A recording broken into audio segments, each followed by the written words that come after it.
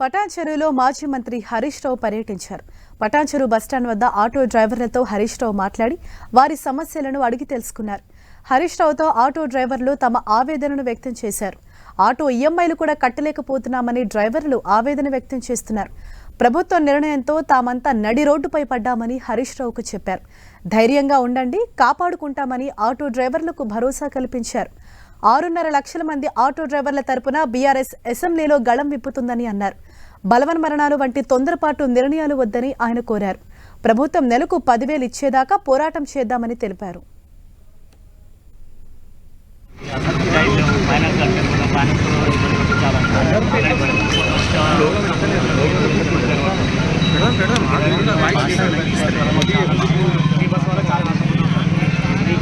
చాలా ఆర్థికంగా చాలా ఇదైపోయినాము. దాంట్లో మళ్ళీ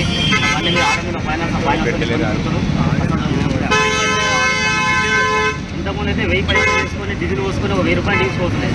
డీజిల్కి కాదు కదా, అసలు ₹1 కూడా ఇంటికి తీసుకోవడం పరిస్థితి లేదు. ఆ ఫైనాన్స్ వాళ్ళు కట్టలేక కొంతమంది ఆటోలు అమ్ముకుంటారు, కొంతమంది చాలా ఇబ్బంది పడుతున్నారు. కూలి పనికి పోతున్నారు. అసలు ఆటో ఉంటే అసలు దీన్ని ఏం కావాలి? 500 ఇంతకుముందు 1000 రూపాయలు వస్తుంది, డీజిల్ వచ్చి 1000 రూపాయలు వస్తే ఫైనాన్స్ కట్టుకొని అనిపిస్తుంది. ఇప్పుడు ఏం రావట్లేదు. స్కూల్ ఫీజు కట్టడానికి డబ్బులు లేవు, ఫైనాన్స్ కట్టడానికి డబ్బులు లేవు. చాలా ఇబ్బంది అవుతుంది.